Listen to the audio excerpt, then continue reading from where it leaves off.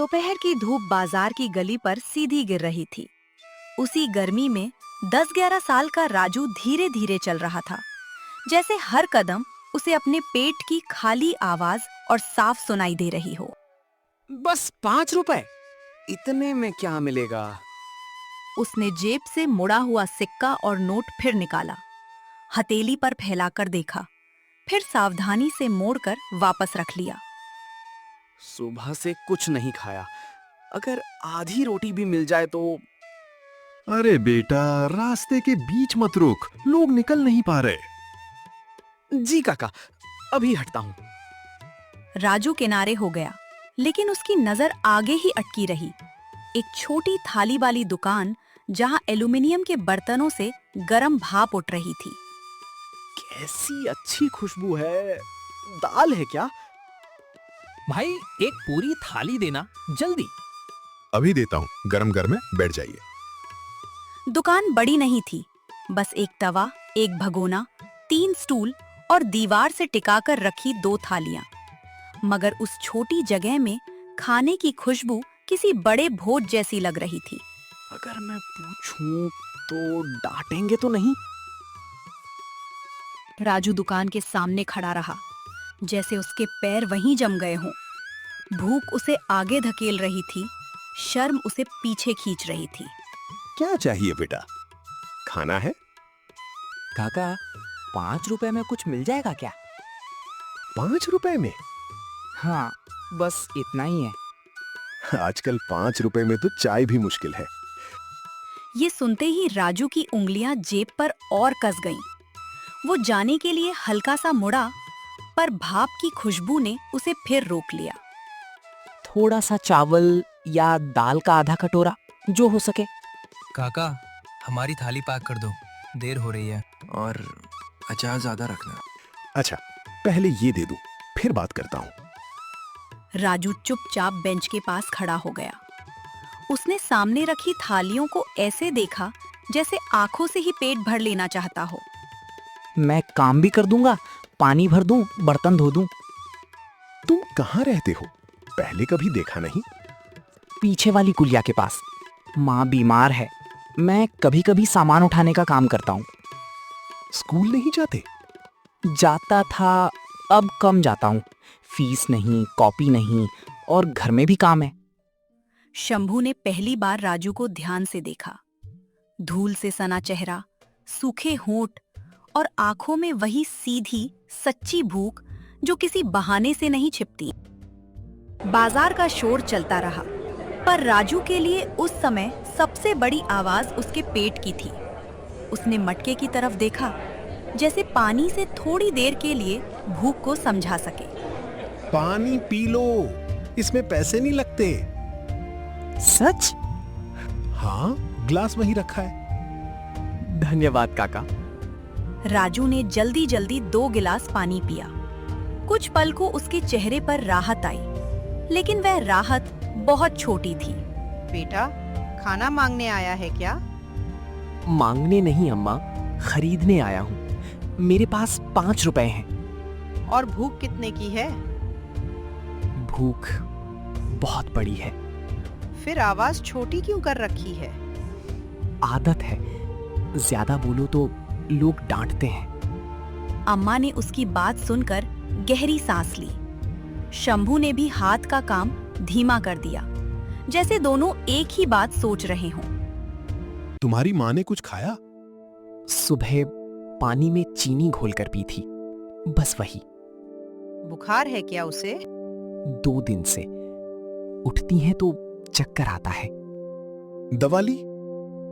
पैसे नहीं बचे, जो थे उनसे कल दवाई की आधी पट्टी ली थी। 5 रुपए अब सिर्फ सिक्का और नोट नहीं रहे थे। वे राजू के लिए खाने, दवा और शाम तक की उम्मीद सब कुछ बन गए थे। शंभू ने बिना कुछ कहे एक स्टील की थाली निकाली।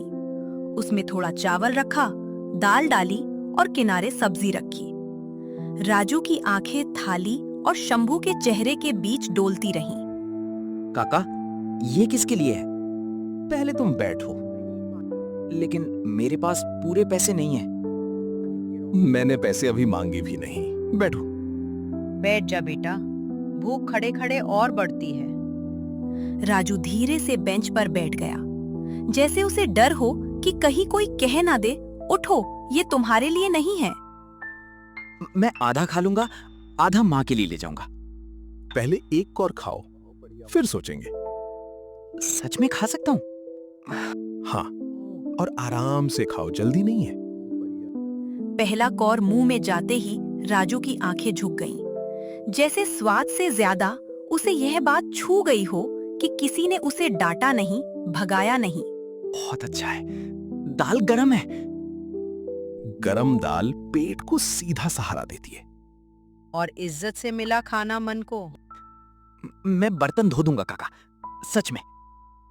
देखा जाएगा, पहले खाना खत्म करो। राजू छोटे छोटे कौर लेने लगा, मगर हाथ तेज चल रहे थे। भूख शराफत से बैठी नहीं रहती, मौका मिले तो तुरंत बोल उठती है। कुछ ही मिनटों में थाली खाली होने लगी। राजू ने आखिरी कौर भी ऐसे संभाल कर खाया जैसे उसे देर तक याद रखना हो। अब सच बताओ, 5 रुपए किसके लिए बचा रहे थे? सोचा था अगर यहाँ कुछ नहीं मिला तो 2 बिस्किट ले जाऊंगा माँ के लिए। और खुद मैं पानी पी लेता।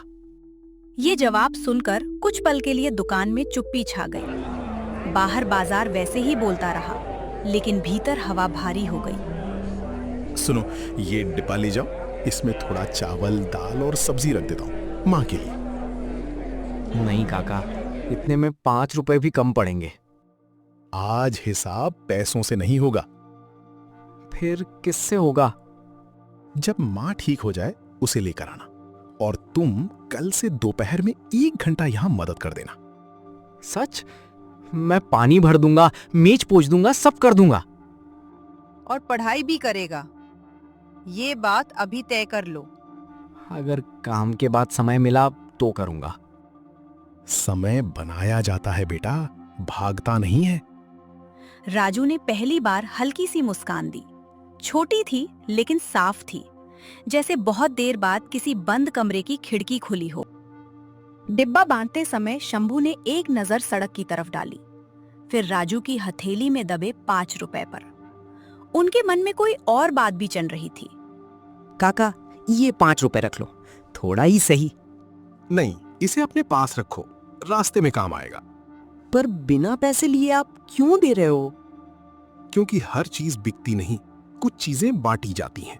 और जो बांटता है वही असली अमीर होता है। मैं भी कभी ऐसा बनूंगा। अगर भूख याद रखी तो जरूर बनोगे। राजू ने डिब्बा सीने से लगा लिया। वह मुड़ा ही था कि दुकान के पीछे वाली गली से अचानक बर्तनों के गिरने की तेज आवाज आई। अरे, ये कैसी आवाज थी? कोई अंदर गया है क्या? काका, उधर कोई भागा भी है, मैंने परछाई देखी। शंभू का चेहरा सख्त हो गया। दुकान के पीछे छोटा सा स्टोर था, जहां दिन भर की कमाई और राशन रखा जाता था। तुम यहीं रुको, मैं देख कर आता हूं। नहीं, मैं भी चलूंगा। नहीं बेटा। लेकिन बात पूरी होने से पहले ही राजू की नजर जमीन पर पड़ी एक चीज पर टिक गई। कीचड़ लगा एक स्कूल बैज, जिस पर आधा नाम पढ़ा जा रहा था।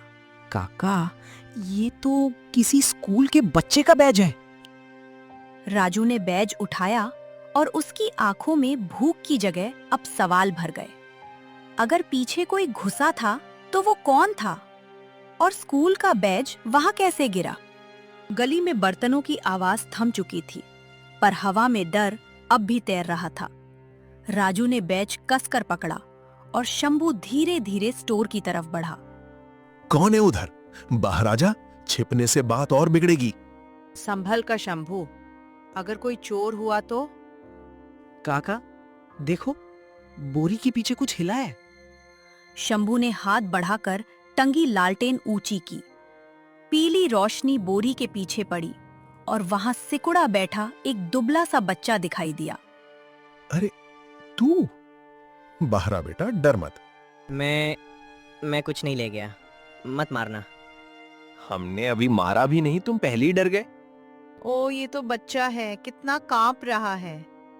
बच्चे की कमीज भीगी थी, घुटनों तक कीचड़ लगा था और उसकी आंखें सीधे थाली की तरफ उठकर फिर झट से झुक गईं। राजू ने वही नजर पकड़ ली।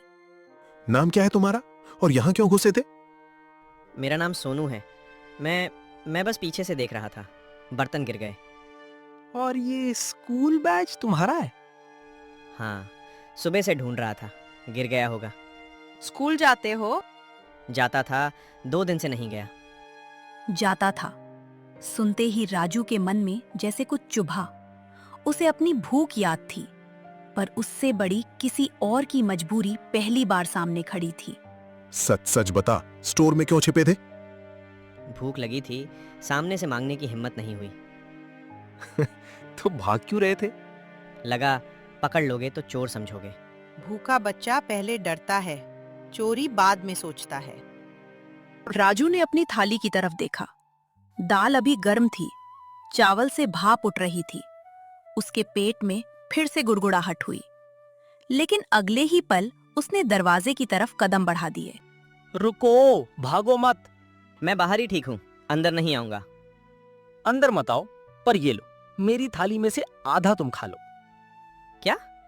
नहीं नहीं, मैं नहीं ले सकता। ले सकते हो, मैं कह रहा हूँ आधा मेरा आधा तुम्हारा। सोनू की नजर थाली पर पड़ी। दाल चावल देखकर उसकी आंखों में डर के पीछे छिपी चमक साफ दिखने लगी। सच में दोगे? बाद में डांटोगे तो नहीं? अगर डांटना होता तो अभी तक दे क्यों रहा होता? चौखट पर बैठ जाओ दोनों। खाना भागकर नहीं, बैठकर खाया जाता है।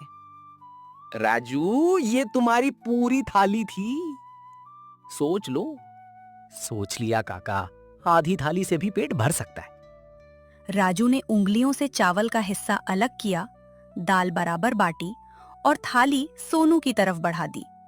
मैं अब नहीं भागूंगा। पहले एक कौर खाओ, फिर बात करना। सोनू ने कांपते हाथ से पहला कौर उठाया। दाल चावल मुंह में जाते ही उसकी आंखें भर आईं। बहुत दिनों बाद गरम खाना खा रहा हूँ। इतना भी मत बोलो, नहीं तो मेरा हिस्सा छोटा लगेगा।